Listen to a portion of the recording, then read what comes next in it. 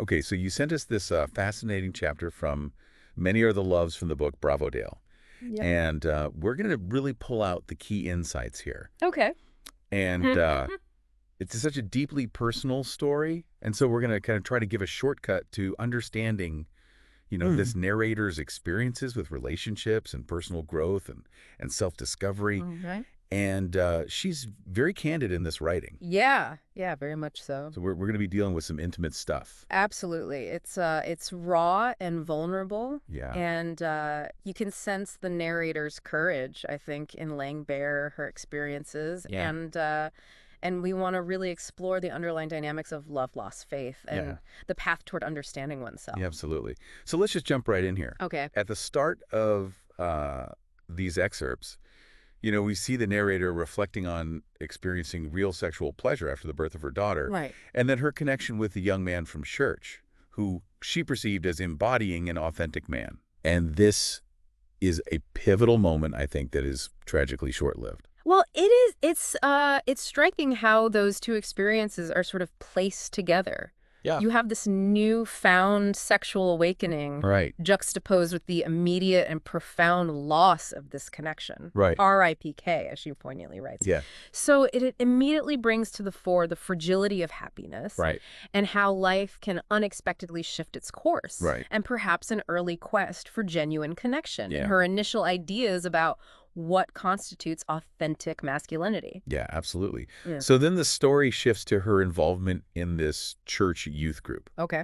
And this was a really significant thing for her at the time. Mm-hmm. It was the longest-serving singing youth group. Wow. Originating from Voices in Praise VIP in Trinidad. Oh, cool. And their music was contemporary pop gospel. Okay. Like Kirk Franklin, Kurt Carr. Right. And it was really popular, brought a lot of young people to the church. What stood out to you about this? Well, it's just fascinating, the power of community and shared passion. Mm-hmm. This wasn't just a religious obligation. Right.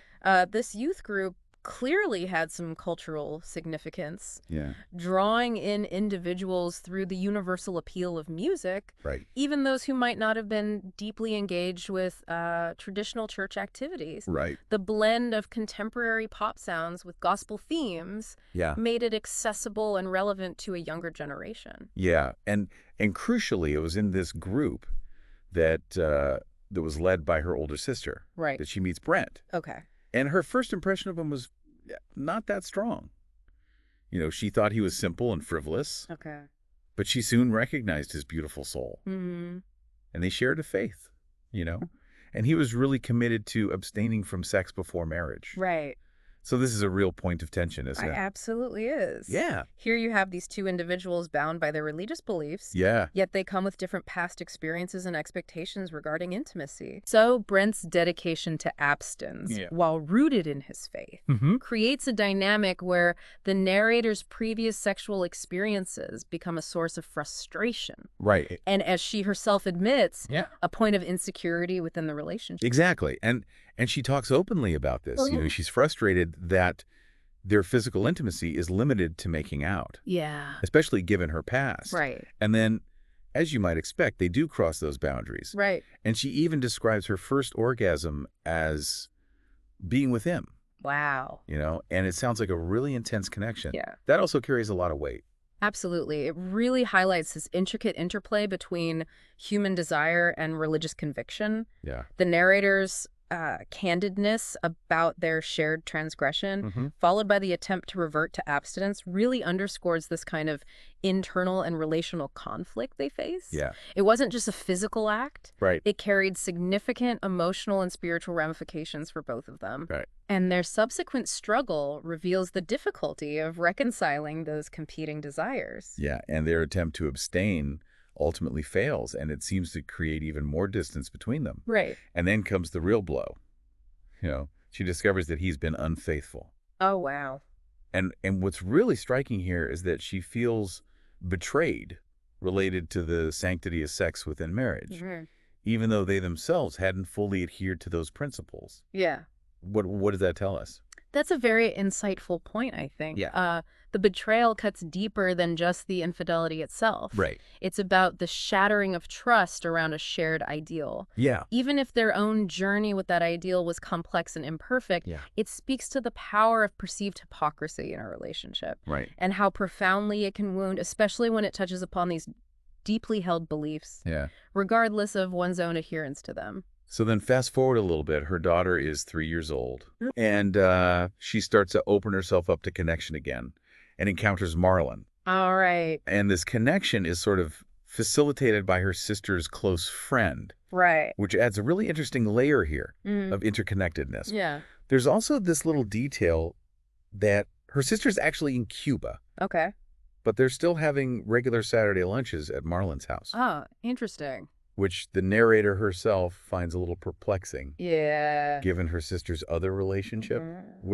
What do you make of that? Well, that detail definitely hints at these existing complex dynamics. Yeah. And perhaps blurred boundaries within the narrator's family and social circle. Yeah. It's almost a subtle foreshadowing of the intricate and sometimes unclear boundaries that will characterize her own relationship with Marlin. Yeah. It makes you wonder about the unspoken understandings and relational patterns within this group. Absolutely. And for the narrator, she's really captivated by Marlin's intellect. She says that their conversations mind-fucked her every single time. Oh, wow. And that he was really encouraging. He also formed a bond with her daughter, who calls him Uncle Marlin. Oh. So it really paints a picture of a very positive and supportive connection, doesn't it? It does initially. Yeah. Marlin seems to fulfill this need for intellectual stimulation and emotional validation. Aspects the narrator clearly values. His connection with her daughter adds this significant layer, creating a sense of family and stability that would be deeply appealing. However, her own description of being so very young and gullible and drawn to anything that resembled love also subtly flags this potential vulnerability and an imbalance of power in the burgeoning relationship. And they move quickly into a physical relationship. Okay. And their first sexual encounter is notable for Marlin's initial hesitation. He actually felt like she was too young. But she recounts that he quickly overcame this. Okay. And their physical intimacy became very intense. Right. And she felt deeply loved and connected to him. And he actually became a big supporter of her education. Oh, wow. It even encouraged her to pursue and obtain her business administration certificate. So this seems like a real period of significant growth and positive reinforcement for her. This phase appears to be a real high point for the narrator, Marlin seems to be meeting several key needs. Intellectual connection, emotional support, physical intimacy, and active encouragement in her personal and professional development. So this investment on his part likely deepened her feelings for him and strengthened her trust, which makes the subsequent betrayals all the more impactful. And then it takes a turn. Okay. She starts noticing these little things. An unfamiliar white car. Oh. And the repeated presence of a particular woman. Right. And this starts to raise some flags for her. She observes his kind of secretive behavior, like winding up the car windows. Wow. Turning off his phone when this woman is around. And when she confronts him, his response is kind of telling. Yeah. She describes it as intelligent but loaded with manipulation. Okay. About grown people not needing to be enemies. Right. What do we learn from this kind of reaction? This is a classic manipulative tactic known as deflection. Instead of directly addressing the narrator's very legitimate concerns, Marlin attempts to sidestep the issue by using the seemingly mature and reasonable statement. But it subtly invalidates her feelings and implies that her questioning is somehow immature or unwarranted. And then the fact that he's referring to the mother of his son adds a further layer of complexity and avoidance of direct accountability. And then it just sort of unravels from there. Yeah. He had slept with his business partner. Oh, wow. His relationship with his son's mother had recently ended. And he had met the intelligent Dr. Missy. Oh, boy. While working overseas. Okay. And it's interesting because she had actually encouraged him to take that overseas job. She hoped it would be this positive change for him. Yeah. And it's kind of heartbreaking to see her hope misplaced like that. It really speaks to the narrator's own desire for positive transformation. and her willingness to believe in Marlin's potential for growth and change. Yeah. Her advice to him stemmed from a place of hope, both for his well-being and for the future of their relationship. Right. But the fact that this opportunity becomes this catalyst for further deception underscores the painful disconnect between her aspirations and the reality of Marlin's actions and character. Yeah, and even with all of this, she admits to struggling to let go of the relationship. Yeah. And then Marlin has this recommitment to his faith. Okay. And they begin having these Friday night Bible studies that are followed by sex, which she notes troubles her conscience. He then takes a new job involving travel. Okay. And she has training in Trinidad.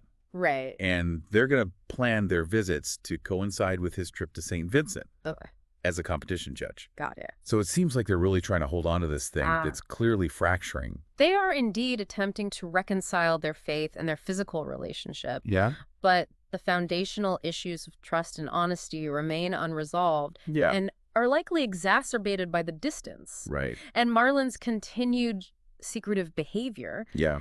And I think the narrator's growing internal questioning of her ability to endure his actions signals this crucial shift in her awareness of the unhealthy dynamic. And this detail about their Bible studies leading to sex highlights a potential internal conflict for the narrator, where her spiritual values clash with the reality of their intimacy outside of a committed, trustworthy context, leading to understandable moral discomfort. Yeah. So then she's in Trinidad. Right. And she forms a connection with a Barbadian man who offers her this prospect of a seemingly stable future. Right. And she's tempted by this security, but ultimately remains faithful to Marlin. Okay. And even feels guilty about her emotional closeness to this other man. Yeah. And then Marlin visits, and she's on the verge of confessing her feelings.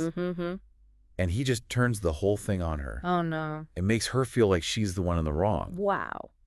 And she later recognizes this as a pattern with manipulative individuals. Yeah. Why is this tactic so effective? Well, this tactic known as blame shifting is a really powerful tool in manipulation. Right. Because it immediately puts the other person on the defensive.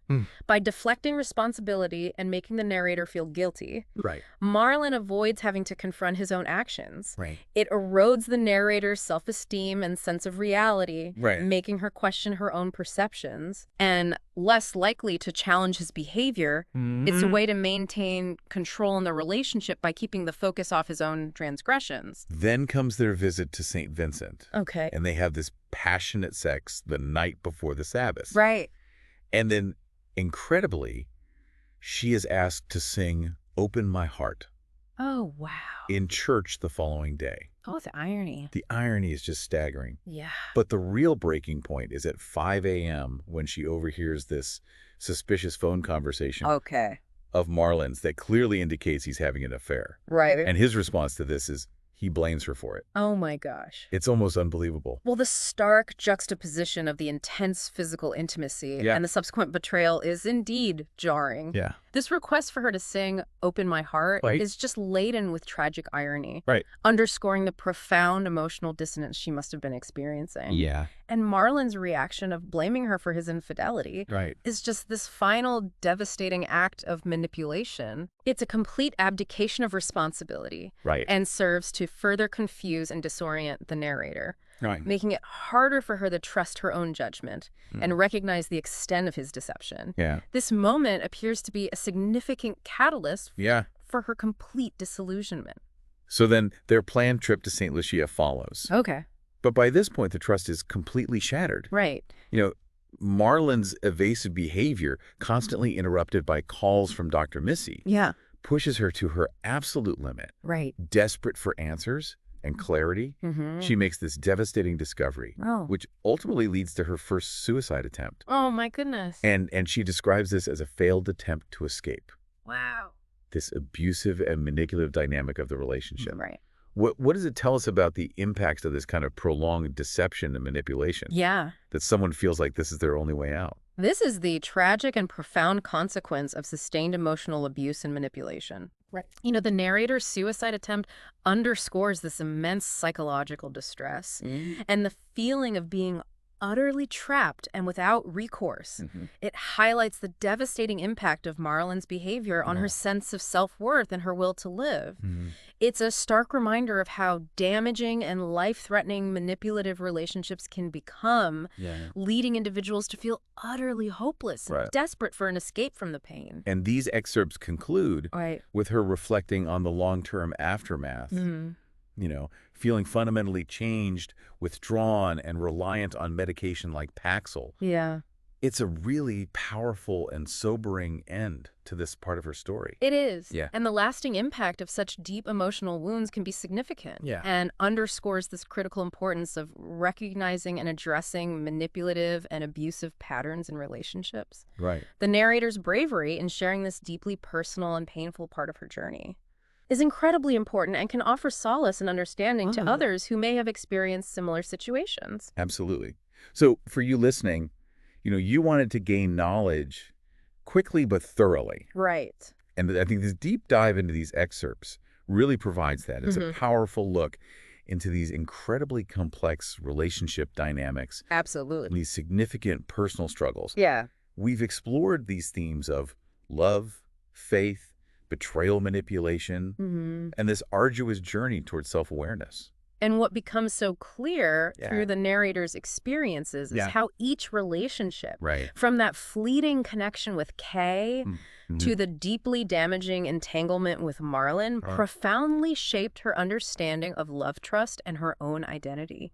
Each interaction, both positive and negative, served as a learning experience, albeit one that came at significant emotional cost. It really makes you consider this cumulative impact of our relationships on our personal growth. It truly does make you think, how do we navigate that fundamental human desire for intimacy and connection, while also acknowledging and protecting ourselves from the potential for vulnerability and deception in relationships? And what are the long-term consequences of these kinds of experiences on our sense of self and our capacity to trust and love again? Absolutely. It's definitely something profound to reflect on. For sure. Thanks for listening to The Deep Dive. Thanks for having me.